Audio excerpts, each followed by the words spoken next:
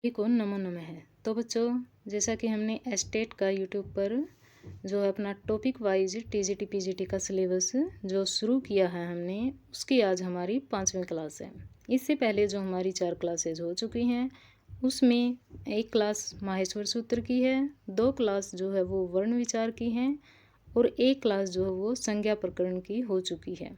ठीक है, आज हमारी सेकेंड क्लास है संज्ञा प्रकरण की। तो संज्ञा प्रकरण में हमने पहली क्लास में हमने जो है इत संज्ञा कर ली थी। ठीक है, तो जो भी नए बच्चे हैं, नए सब जो व्यूअर हैं, अगर उन्होंने ये क्लासेज नहीं देखी हैं तो पहले वो क्लासेज भी ज़रूर देखें। ठीक है, तो हमने जो है इत संज्ञा वाला टॉपिक जो इत संज्ञा वाला कर लिया है हमने संज्ञा प्रकरण में। इत संज्ञा वाला जो है टॉपिक हमने कर लिया है इसमें। और इत संज्ञा में 6 सूत्र होते हैं। ठीक है, इत संज्ञा में 6 सूत्र होते हैं। हलंत्यम, चुटु, उपदेशय जनुनासिक इत, सप्रत्यय और आदीर्ण्य टूडव। ठीक है, ये 6 सूत्र जो है इत संज्ञा में होते हैं।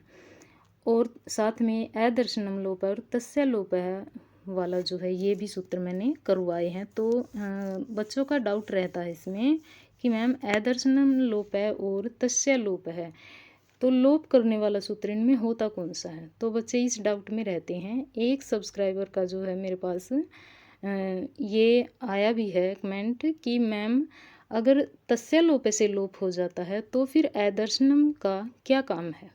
ठीक है, तो मैंने उसको रिप्लाई कर भी दिया वैसे कि आई होप उसको समझ में आ चुका होगा। अब फिर भी मैं इस पर एक शॉर्ट्स बना दूंगी अलग से, जिसमें कि आपका अदर्शन लोप और तस्य लोप में क्या अंतर होता है ये आपका वहाँ से क्लियर हो जाएगा। तो बच्चों, जो भी आपका डाउट हो क्लासेस देखने के बाद, जो भी आपका डाउट हो आप कमेंट कीजिए, आपको रिप्लाई दिया जाएगा। ठीक है, अगर ज़रूरत हुई तो उस पर मैं वीडियो बनाऊँगी।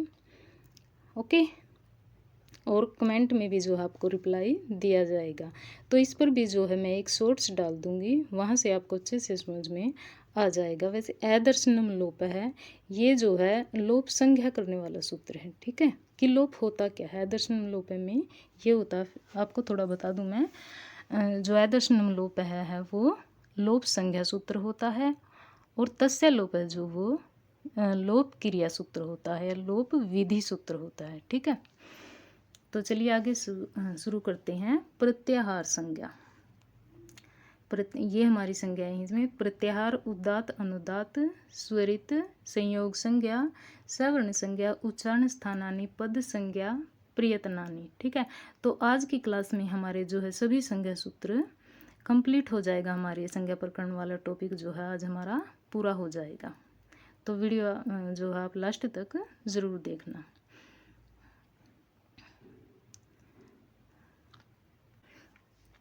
प्रत्याहार संज्ञा, ठीक है, इसको संहिता जो है संहिता संज्ञा बोला जाता है। प्रत्याहार संज्ञा सूत्र क्या होता है इसका, आदिरंतेन संहिता। जो हमारे माहेश्वर सूत्र मैंने करवाए हैं उसमें भी आया था ये, वहाँ पर भी मैंने प्रत्याहार निर्माण करना आपको सिखाया था, तो ये वहाँ पे भी करवाया था। फिर भी दोबारा से हमारे संज्ञा प्रकरण में टॉपिक है तो मैं आपको करवाऊंगी। ठीक है, इसकी संहिता संज्ञा होती है आदिरंतेन संहिता, ये इसका सूत्र है। और ये वृत्ति है यहाँ पे, अंत्य नेता सहित आदिर मध्यगानाम स्वस्य च संज्ञासात यथा अणिति अ इ उ वर्णानाम संज्ञा एवं अच हल अल इत्यादि। अर्थात आदि वर्ण के साथ जो अंतिम वर्ण होता है, आदि वर्ण के साथ अंतिम वर्ण होता है, उसके साथ जो अंतिम वर्ण के मध्यवर्ती वर्ण की संहिता संज्ञा होती है। जो आदि वर्ण होता है वह अंतिम वर्ण के साथ अपनी ओर जो मध्य में जो वर्ण आते हैं उनकी भी जो है संहिता संज्ञा करवाता है। यह जो सूत्र है, ठीक है, इस संज्ञा का प्रयोग प्रत्याहार निर्माण में किया जाता है। जो प्रत्याहार होते हैं हमारे, जो 44 प्रत्याहार होते हैं, तो उनका निर्माण इसी आधार पर किया जाता है। ठीक है, प्रत्याहार निर्माण के लिए इस सूत्र का प्रयोग किया जाता है।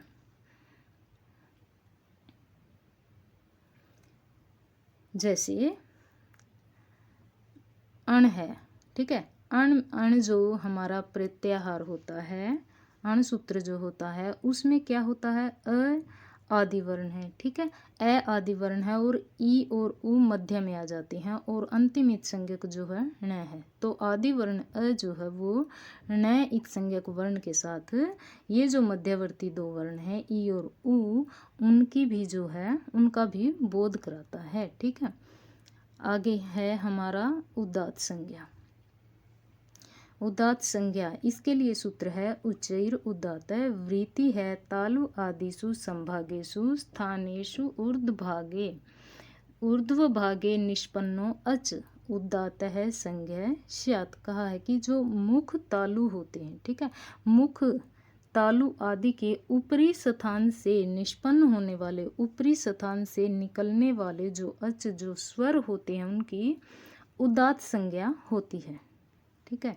जो मुख तालु आदि के जो ऊपरी भाग से जो स्वर निकलते हैं उनकी उदात्त संज्ञा होती है, ठीक है।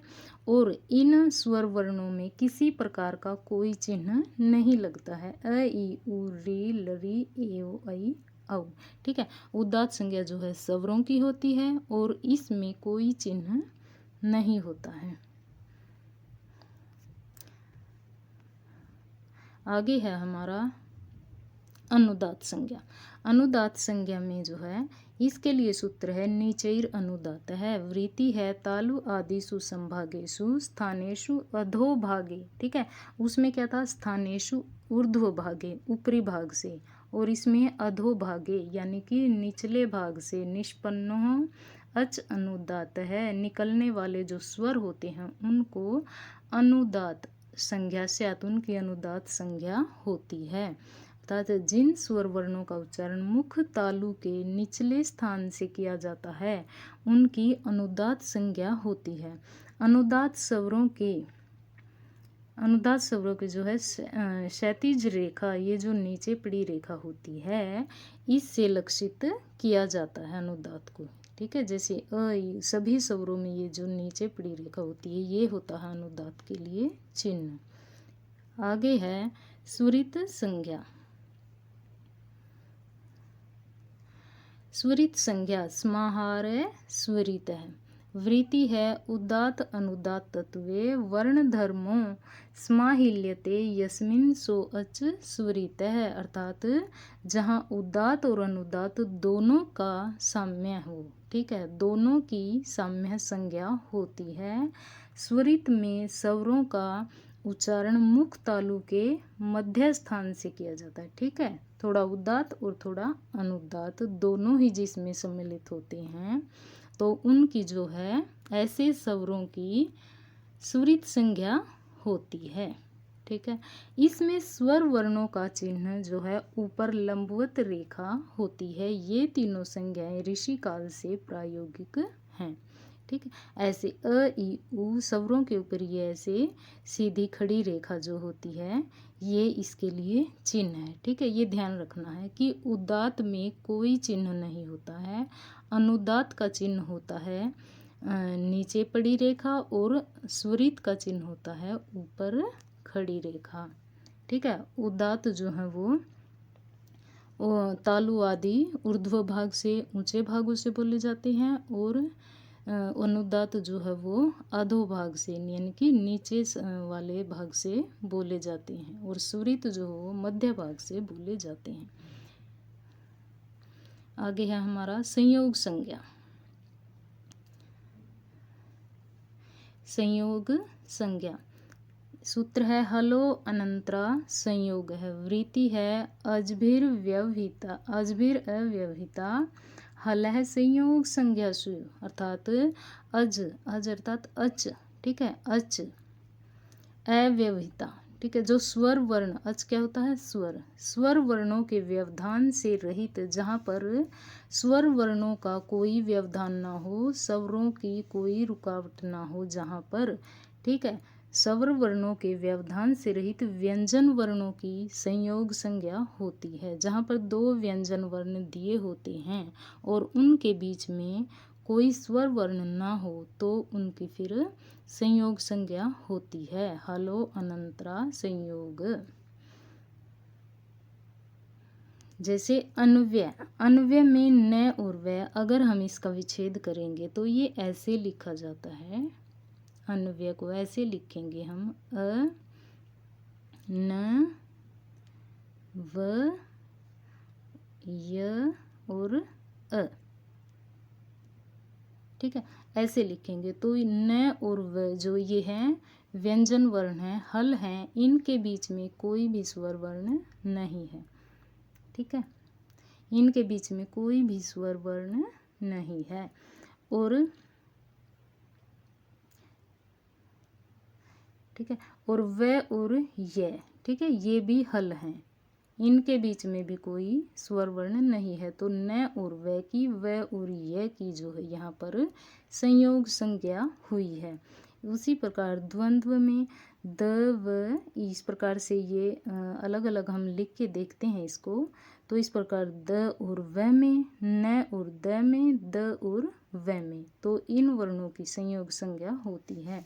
क्वेश्चन इसी प्रकार से बनते हैं कि जो है किन किन वर्णों में जो है किन किन वर्णों की यहाँ पर संयोग संज्ञा हुई है। पार्वती में प आ, यहाँ पर र और व में संयोग संज्ञा हुई है।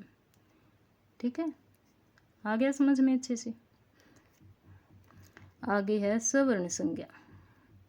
सवर्ण संज्ञा किन की होती है? ठीक है, सवर्ण संज्ञा सूत्र है इसके लिए, तुलस्य प्रियतनम सवर्णम, वृत्ति है तालु आदि स्थानम, आभ्यंतर प्रियतनश्च एतत् द्वयम् यस्य येन तन्मिथ सवर्ण संज्ञा स्यात्।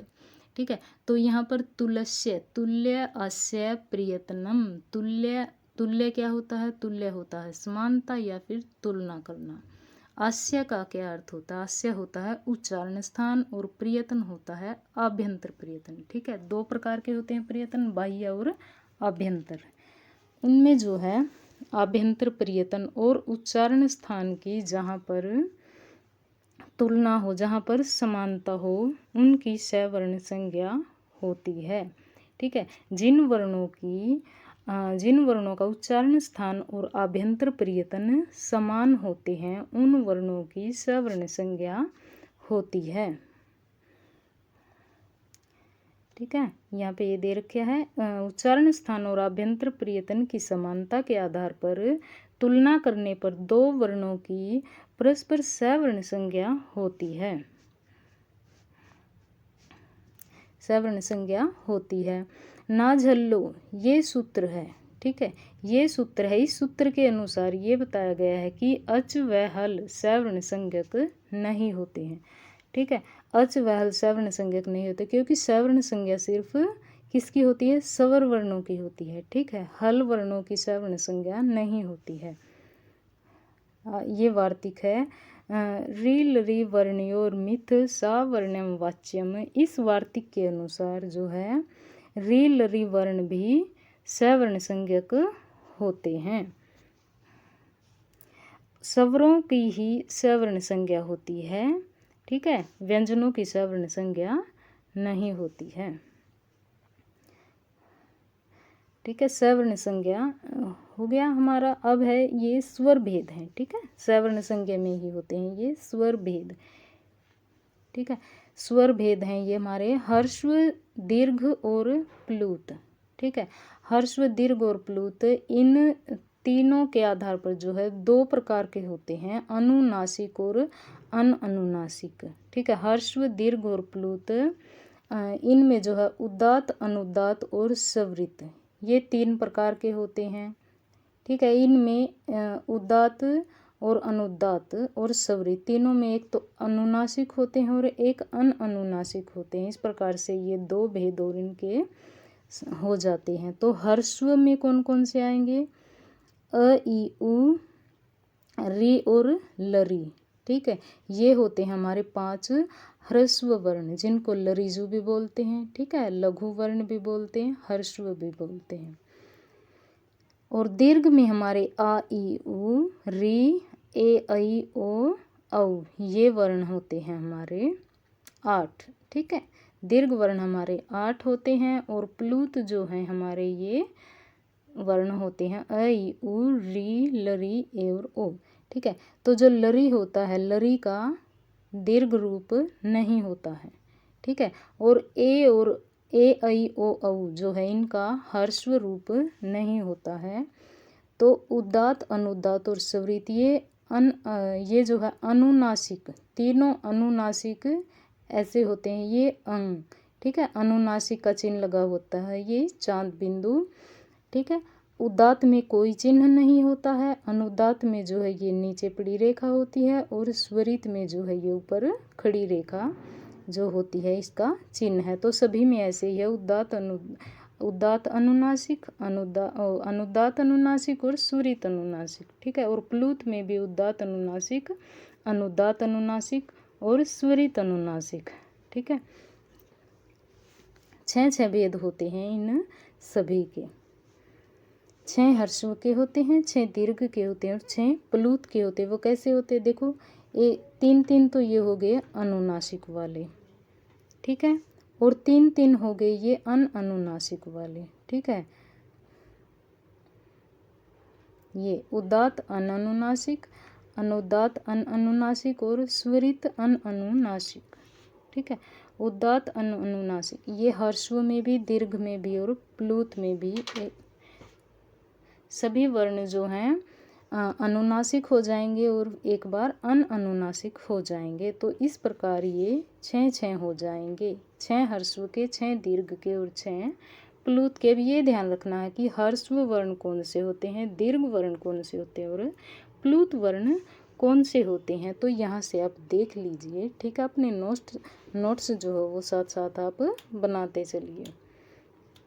ओके, तो आगे है हमारा इस प्रकार से ये जो है अ, ई, उ और री, इसके जो है 18 भेद होते हैं। ठीक है, लरी के 18 भेद नहीं होते, लरी के जो है 12 भेद होते हैं, क्योंकि इसमें दीर्घ का अभाव होता है। ठीक है, लरी का दीर्घ रूप नहीं होता, तो इसलिए इसके 6 भेद ह्रस्व के और 6 जो है प्लूत के, ये 12 भेद होते हैं। और रिकार जो है और ओ, ए, ओ, आई और औ इनका ह्रस्व रूप नहीं होता। ठीक है, इनका ह्रस्व रूप नहीं होता, इनका दीर्घ और प्लूत रूप होता है। तो इनके भी जो है 12 भेद होते हैं और रिकार के जो है 30 भेद कहे गए हैं। ठीक है, री और लरी की परस्पर इनकी सवर्ण संज्ञा होने के कारण जो है रिकार के 30 भेद कहे गए।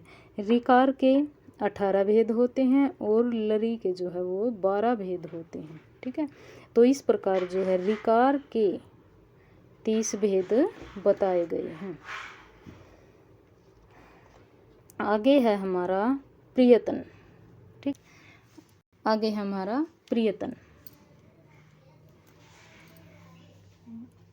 प्रियतन जो हमारे, उसमें प्रियतन कितने प्रकार के होते हैं? प्रियतन होते हैं आभ्यंतर और बाह्य, 2 प्रकार के होते हैं। आभ्यंतर प्रियतन 5 होते हैं, बाह्य प्रियतन 11 होते हैं।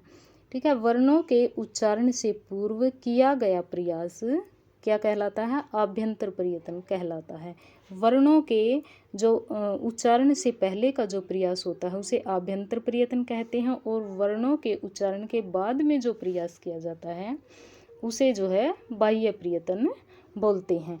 तो आभ्यंतर प्रियतन 5 प्रकार के होते हैं। कौन कौन से? वो सपृष्ठ, ईषद सपृष्ठ, ईषद विवृत, विवृत और संवृत। ठीक है, और बाह्य प्रियतन कौन से होते हैं? विवार श्वास अघोष, स्वार नाद घोष, महाप्राण अल्प प्राण, उदात्त अनुदात्त और स्वरित।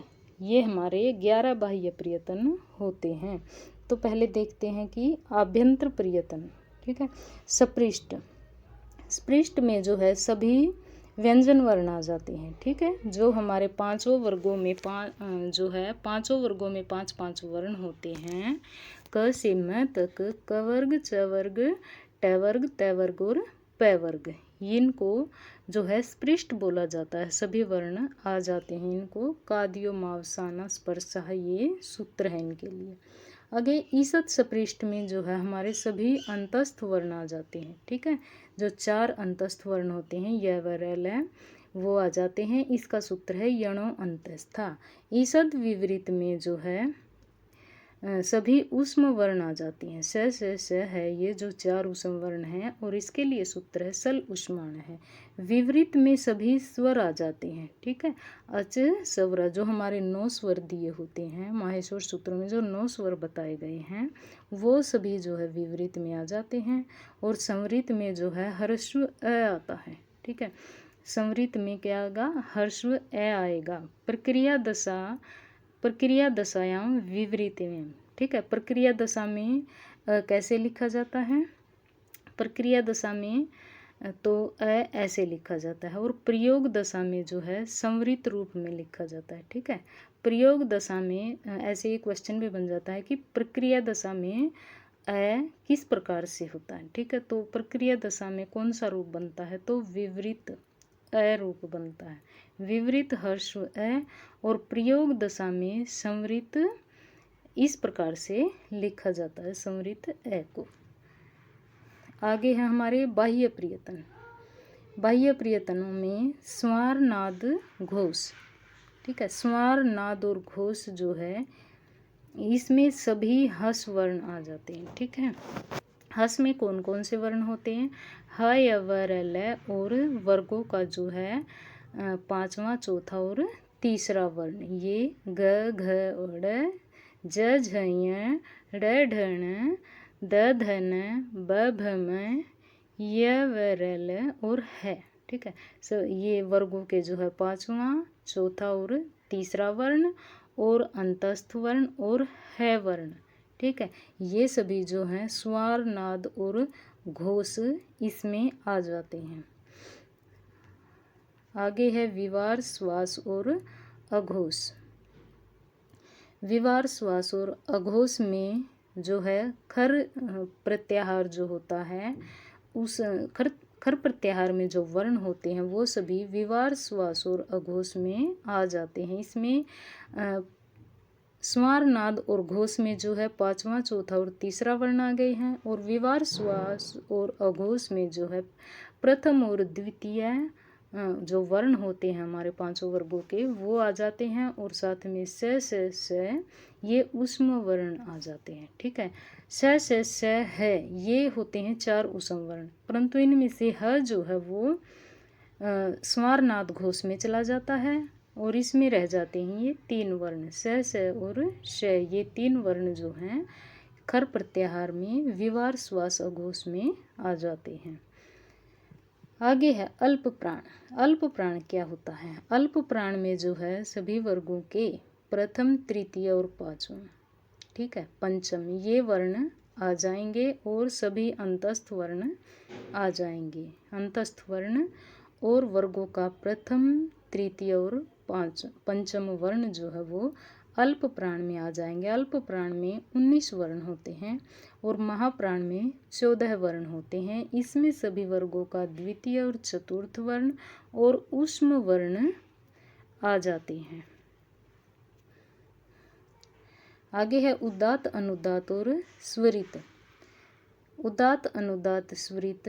और उदात्त को उच्चैर उदात्त है और अनुदात्त नीचई अनुदात्त है और स्वरित में समाहार स्वरित। ठीक है, उच्चैर उदात्त का कोई चिन्ह नहीं होता है, नीचैर अनुदात्त का ये चिन्ह होता है नीचे पड़ी रेखा और स्वरित का चिन्ह होता है ऊपर ये खड़ी रेखा। तो इस प्रकार प्रत्येक व्यंजन के 5 प्रयत्न, ठीक है, प्रत्येक व्यंजन के क्या होते हैं, 5 प्रयत्न होते हैं। ठीक है, 4 बाह्य होते हैं और एक आभ्यंतर होता है जो कि स्पर्श होते हैं।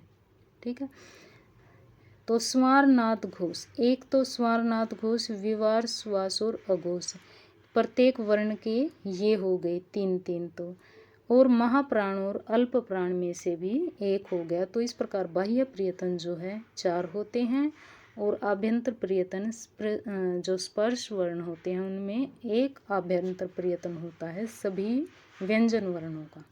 और इसी प्रकार स्वर वर्णों के भी जो है 4 प्रयत्न होते हैं। 3 बाह्य होते हैं, उदात्त, अनुदात्त और स्वरित। ये 3 तो बाह्य प्रयत्नों में आ जाते हैं सभी स्वर, और एक आभ्यंतर प्रयत्न जिनमें कि विवरित होता है। ठीक है, सभी स्वरों के आभ्यंतर प्रयत्न में विवरित में सभी स्वर आ जाते हैं, और उदात्त, अनुदात्त और स्वरित ये सभी बाह्य प्रयत्न में सभी स्वर आ जाते हैं। तो इस प्रकार सभी व्यंजनों के लिए 5 प्रयत्न होते हैं और सभी स्वरों के लिए 4 प्रयत्न होते हैं। आगे है हमारा पद संज्ञा। इसके लिए सूत्र है सुप्तिंगतम पदम, वृत्ति है सुबंतम तिङंतम च पदम संज्ञम स्यात्। सुबंत व तिङंत प्रत्यय से युक्त शब्द की पद संज्ञा होती है।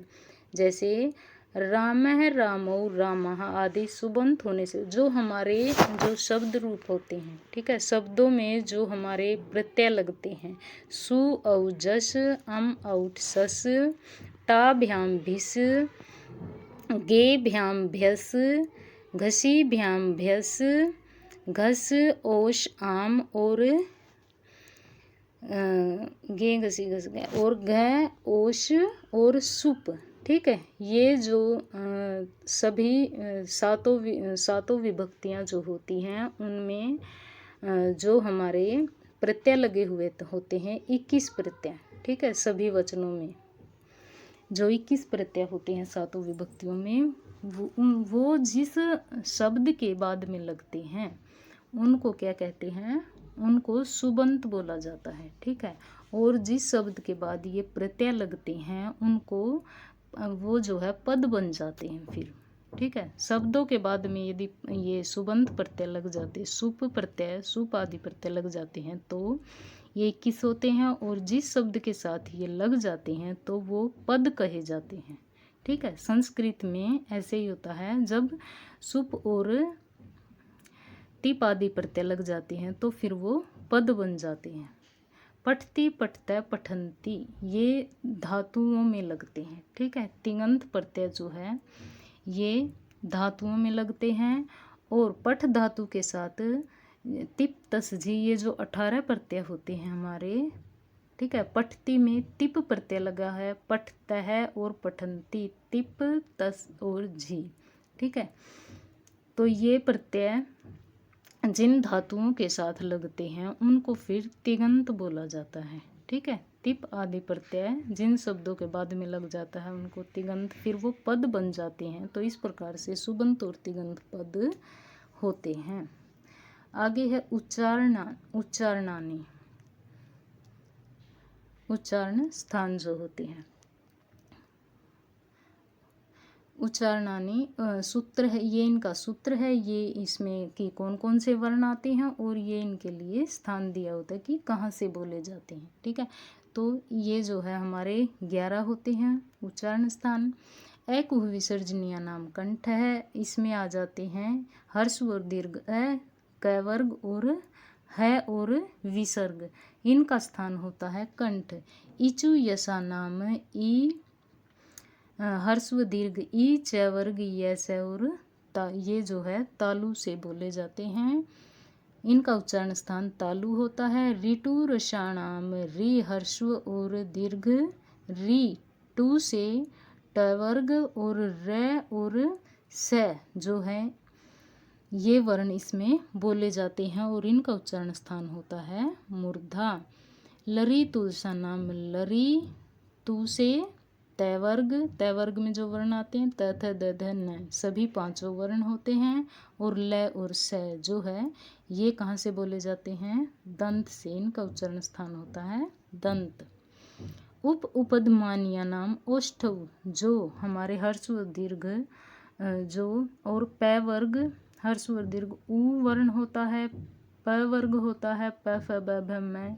ठीक है, सभी 5 वर्ण, और उपदमान ये कौन से होते हैं, प और फ, इनका उच्चारण स्थान ओष्ठ होता है। यम गणना नाम, जो सभी वर्गों के जो पंचम वर्ण होते हैं नासिका च है, ये सूत्र है, और सभी वर्गों के जो पंचम वर्ण होते हैं उनका उच्चारण स्थान जो है मुख और नासिका होता है। ठीक है, इनको अनुनासिक भी बोला जाता है। ठीक है, इनके ये मुख और नासिका से जो है इनका उच्चारण होता है, इसलिए इनको क्या बोलते हैं, अनुनासिक बोलते हैं। आगे है हमारा ए दईतो कंठ तालु। ए और ऐ जो है वो कंठ तालु से बोले जाते हैं। ओ दौतो कंठोष्टम, और औ जो वर्ण है वो कंठोष्ठ से बोले जाते हैं। वकारस्य दंतोष्ठम, जो व होता है वो दंत और ओष्ठ इसका भी उच्चारण स्थान ये दो दो होते हैं, दंतोष्ठ से बोले जाते हैं। जिह्वामूलीय से जिह्वामूलम, जो जिह्वामूलीय जो क और ख होते हैं उनका उच्चारण स्थान जिह्वामूल होता है। नासिका अनुस्वारम, अनुस्वार जो है वो उसका चिन्ह ये है, और जो अनुनासिक होते हैं जो अनुनासिक होते हैं उनका चिन्ह चांद बिंदु होता है, और जो अनुस्वार होते हैं उसका चिन्ह ये खाली ये बिंदी होती है, और ये इसका उच्चारण नासिका से होता है। अनुनासिक का उच्चारण मुख और नासिका दोनों से होता है, और अनुस्वार का उच्चारण जो है वो नासिका से होता है। तो इस प्रकार से बच्चों हमारा जो है ये टॉपिक अब समाप्त होता है। संज्ञा प्रकरण वाला जो चैप्टर हमारा कंप्लीट होता है। बाकी जो और इम्पोर्टेंट कोई संज्ञा होंगी तो वो मैं आपको जो है शॉर्ट्स में डाल दूँगी। तो आई होप आपको वीडियो समझ में आई होगी, और आपको जो है अगर कोई डाउट है आपका तो आप ज़रूर कमेंट कीजिए, मैं उसका रिप्लाई ज़रूर करूँगी। अगर ज़रूरत पड़ी तो मैं आपके लिए अलग से डाउट पे कोई वीडियो भी ज़रूर डाल दूँगी। बच्चों आप कमेंट ज़रूर करना, ठीक है। वीडियो पसंद आई तो लाइक करना, शेयर सब्सक्राइब करना। Thank you.